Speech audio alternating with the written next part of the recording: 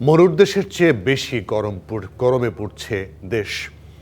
প্রখর তাপে বিপর্যস্ত জনজীবন। চলমান তাপপ্রবাহে হাসপাতালে বেড়েছে রোগী, ক্ষতি হচ্ছে ফসলের। পানির গভীরতা কমে যাওয়ায় মৎস্য খাত ভালো নেই। সব মিলে মানুষ নাজেহাল।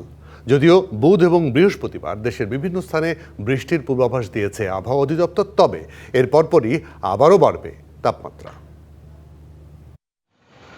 এবারে তাপপ্রবাহ ছাড়িয়ে গেছে মরুর দেশের উষ্ণতাও। মরুপ্রধান সংযুক্ত আরব আমিরাত, সৌদি আরবে তাপমাত্রা ওঠানামা করছে ৩১ থেকে ৩৮ ডিগ্রি সেলসিয়াসের মধ্যে। তখন বাংলাদেশের অনেক জেলায় তাপমাত্রা ৪০ থেকে ৪২ ডিগ্রি। বাতাস যেন আগুনের হলকা। কাঠফাটা রোদে চুয়াডাঙ্গায় নাজেহাল জনজীবন। বাইরে বের হলেই তীব্র জ্বালাপোড়া সহ কালো কালো দাগ ছড়িয়ে পড়ছে শরীরে। বাইরে গেলে গায়ের চামড়া পুড়ে যাচ্ছে, একেবারে অসহনীয় অবস্থা। যে বাসায় আসছে বাসাতে তো মুখটুক পুড়িয়ে একেবারে। তীব্র তাপপ্রবাহে পুড়ছে যশোর। বেকার হয়ে পড়েছে শ্রমজীবী মানুষ। সরকারি সাহায্যের আশায় তারা। আইসে রোডে বসে থাকি, রোডে লোকজন নেই, আর আমাদের গাড়িতে উঠতেও চায় না। মাঠে ধান কাটতে পারছে না, কোনো কাজ করতে পারছে না। সাহায্য, সহানুভূতি, পুনর্বাসনে আনা যায় কিনা। পাবনায় তাপপ্রবাহ অব্যাহত থাকায় হাঁসফাঁস অবস্থা প্রাণীকুলের। টিউবওয়েল ও গভীর নলকূপে পানি না ওঠায় ফসল রক্ষা নিয়ে উদ্বিগ্ন কৃষক। খরায় মনে করেন যে আপনার তিল, ওই পাট এগুলি পুড়ে একেবারে সাফা যাচ্ছে। এই রোদ দিয়ে আর বাসা আসছে না, বৃষ্টি বাদল কিচ্ছু নাই যাচ্ছে। তীব্র গরমে ওষ্ঠাগত সাতক্ষীরাবাসীর প্রাণ। তপ্ত রোদ মাথায় নিয়ে কাজে খেটে খাওয়া মানুষ। পানির গভীরতা কমে যাওয়ায় ক্ষতির মুখে মৎস্য শিল্প। অনেকেই অনেক ক্ষতির মধ্যে আছে। এই মৎস্য শিল্প রক্ষা করার জন্য ঘেরে অবশ্যই পানির গভীরতা বাড়াতে হবে। গোপালগঞ্জেও দুর্বিষহ জনজীবন। রোদের তাপে কায়িক পরিশ্রম করা দায় হয়ে উঠেছে খেটে খাওয়া মানুষের। জীবিকার চিন্তায় দিশেহারা তারা। গরমে গাড়ি ঘোড়া চালানোর সমস্যা আছে, কিন্তু শরীরে কষ্ট হয়। যারা ড্রাইভার আছি এরা এই জায়গা বসে কোনো রকম একটু জানলা বাঁচাচ্ছি। গরমের কারণে কুষ্টিয়ায় বাড়ছে রোগবালাই। ধারণ ক্ষমতার চেয়ে কয়েক গুণ রোগী হওয়ায় হাসপাতালের বারান্দায় শুয়েও নিতে হচ্ছে চিকিৎসা সেবা। গরম পড়ছে, এরকম বমি করছে। থাকার জায়গার ব্যবস্থা খুব একটা ভালো নাই। রুগী অনুযায়ী ব্যবস্থা খুবই কম হয়ে গেছে। চলমান তাপপ্রবাহের মধ্যে বুধ বৃহস্পতিবার দেশের বিভিন্ন স্থানে বৃষ্টির পূর্বাভাস দিয়েছে আবহাওয়া অধিদপ্তর। ২৪-২৫ তারিখে দেশের কিছু জায়গায় বিচ্ছিন্নভাবে কিছু বৃষ্টিপাতের সম্ভাবনা রয়েছে। তীব্র তাপপ্রবাহ থেকে স্বস্তি পাওয়ার মতো ওই রকম বৃষ্টিপাতের সম্ভাবনা খুব কম। ২৪-২৫ তারিখের দিকে কিছুটা তাপমাত্রা কমে যাওয়ার সম্ভাবনা রয়েছে। এরপর আবার ২৭-২৮-এর দিকে আরও তাপমাত্রা বৃদ্ধি পাওয়ার সম্ভাবনা রয়েছে। এদিকে রাজধানীতে অসহনীয় তাপ আর গরমে অতিষ্ঠ জনজীবন। প্রখর তাপেও জীবিকার জন্য অনেককে যেতে হচ্ছে ঘরের বাইরে।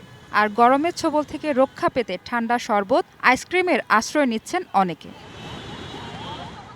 হাঁসফাঁস অবস্থায় ঘরবাড়ি ছেড়ে রাস্তার পাশে কিংবা পার্কেও অবস্থান নিয়েছেন অনেকে। আমার গরমে মাথা ব্যথা করতেছে আর শরীর জ্বালা পোড়া করতেছে মনে হচ্ছে।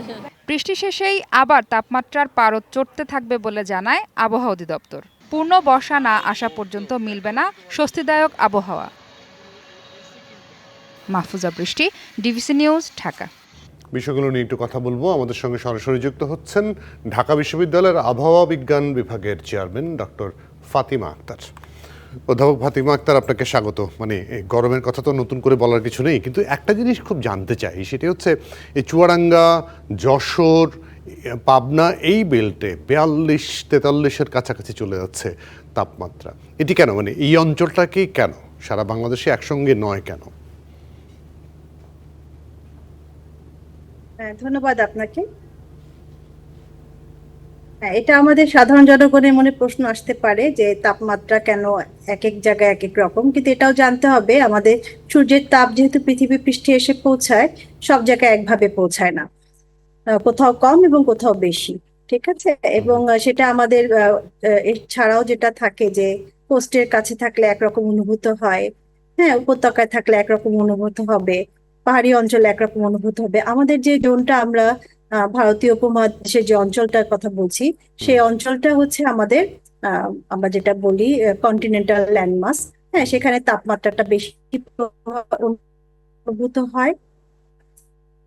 হ্যাঁ, এখানে আমাদের উত্তপ্ত এবং ড্রাই এনভায়রনমেন্ট, হ্যাঁ, ড্রাই এনভায়রনমেন্টের কারণে এখান থেকে আমরা যখন পশ্চিমা বায়ুটা বাংলাদেশের দিকে আসে তখন আমরা খুব উত্তপ্ত অনুভূত হয়, এবং যেটা হচ্ছে আমার দক্ষিণ দিক থেকে যে ময়েশ্চারটা আসে সেটার কারণে আমরা যেটা বলি ময়েশ্চার নিয়ে আসে, জলীয় বাষ্প নিয়ে আসে, এই জায়গাটা আমাদের তুলনামূলক কম গরম অনুভূত হয়।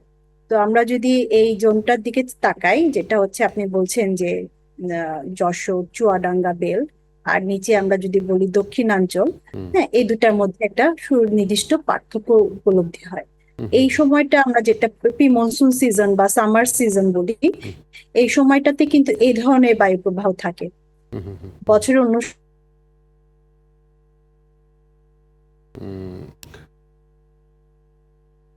ফাতিমা, আপনার সংযোগটা একটু সমস্যা করছে, আপনি কি শুনতে পাচ্ছেন আমাকে?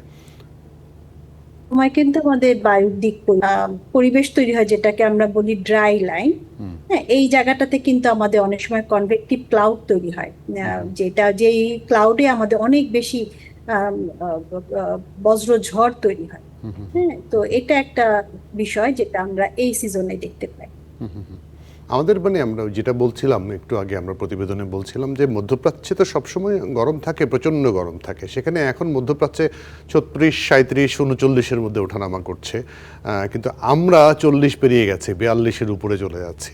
সেটি কেন হচ্ছে? মানে এল নিনোর প্রভাব বলা হয় বারবার, মানে শুধু কি তাই, নাকি পরিবেশ বিপর্যয় করতে করতে আমরা এমন জায়গায় চলে গেছি যে এই চরম ভাবাপন্ন অবস্থায় পৌঁছে গেছি? জি, আমরা তো চরম ভাবাপন্ন অবস্থায় আছি। সেখানে অনেকগুলো ফ্যাক্টরস জড়িত। একটা ফ্যাক্টরস যেটা আমরা বলি এল নিনোর প্রভাব, যেটা আমাদের উষ্ণ সামুদ্রিক বায়ুর কারণে এই অঞ্চলে বে অফ বেঙ্গলে আমরা এই সময়টাতে অ্যাক্টিভ এল নিনোর কারণে গরম বাতাসটা পাচ্ছি। এছাড়াও যেটা বলবো যে আমরা নাতিশীতোষ্ণ অঞ্চলের অধিবাসীরা হঠাৎ করে খুব উষ্ণতা আহ, আহ, অনুভব করছি। এটা আসলে গ্লোবাল বিশ্ব উষ্ণায়নের একটা আহ, একটা একটা ছোট একটা চিত্র। এছাড়াও হচ্ছে আমাদের যে আনপ্ল্যান্ড আরবানাইজেশন, হ্যাঁ, এবং যে ইন্ডাস্ট্রিয়ালাইজেশন গুলো হচ্ছে, সেটার কারণে আমাদের বিল্ট এনভায়রনমেন্ট যত বেশি, সেই তুলনায় আমাদের সবুজ গাছপালা বা খোলা বাতাসের বয়ে যাওয়ার জন্য জায়গা, উন্মুক্ত জায়গার পরিমাণটা অনেক কম। আমরা নদ নদী, খাল বিল, জলাশয়গুলো ভরাট করে ফেলেছি, যার কারণে আমাদের প্রাকৃতিক যে ন্যাচারাল যে এনভায়রনমেন্টটা সেটা আমরা আসলে নষ্ট করে ফেলেছি, যার কারণে আমাদের উষ্ণতাটা তুলনামূলক আগের চেয়ে বাড়ছে। এটাও একটা কারণ। না, এবার মানে যে পরিমাণ গরম, যে পরিমাণ তীব্রতা, যে পরিমাণ অবস্থা তৈরি হচ্ছে, তাতে সাধারণ মানুষের জন্য খুব বিপজ্জনক অবস্থা। যদিও চিকিৎসক ভালো বলতে পারবেন, তারপরেও আপনারা যদি একটু বলতে পারেন যে কতটুকু নিরাপত্তা বজায় রাখা দরকার, নিরাপদ থাকা যায় সাধারণ মানুষ, যাতে খুব বেশি অসুস্থ হয়ে না পড়ে।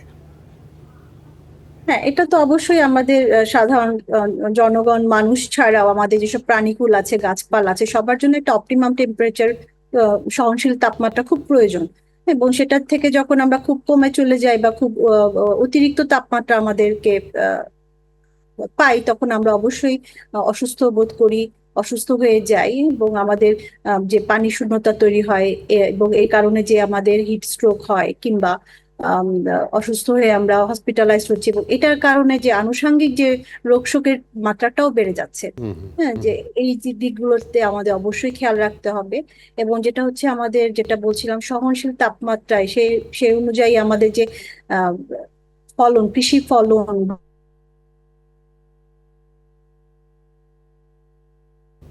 বা কৃষি উৎপাদন, এগুলো প্রাণীকুল, আমাদের ডেইরি প্রোডাক্ট, এগুলো ব্যাহত হবে। আমাদের যে নর্মাল যে শাকসবজির উৎপাদন, এগুলো কমে যাবে। তো সে কারণে আমাদের কিন্তু খুব ভাবনার বিষয় যে আমাদের আসলে খাদ্য স্বল্পতা বা খাদ্যের যে রিস্ক তৈরি হচ্ছে, সেটা আমাদের আমাদের সম্পদের বা কৃষি গবেষণায় যারা আছে তাদের আরো মনোযোগী হতে হবে, যেন আমরা এইসব তাপ সহনশীল উৎপাদনের দিকে আরো মনোযোগী হই। কারণ আমরা এখন গ্লোবাল ওয়ার্মিং ফেজে আছি, এই তাপমাত্রাটা আরো কিছুদিন আমাদের হয়তো এরকম ঊর্ধ্বগতির দিকে থাকবে। আমাদের তো আসলে একদম একদম পরিষ্কার, একদম পরিষ্কার। অধ্যাপক ফাতিমা আক্তার, আপনাকে অনেক ধন্যবাদ, অনেক ধন্যবাদ, অনেক কৃতজ্ঞতা, আপনি আমাদেরকে সময় দিয়েছেন। ধন্যবাদ আপনাকে। ঢাকা বিশ্ববিদ্যালয়ের আবহাওয়া বিজ্ঞান বিভাগের চেয়ারম্যান অধ্যাপক ফাতিমা আক্তার ছিলেন আমাদের সঙ্গে।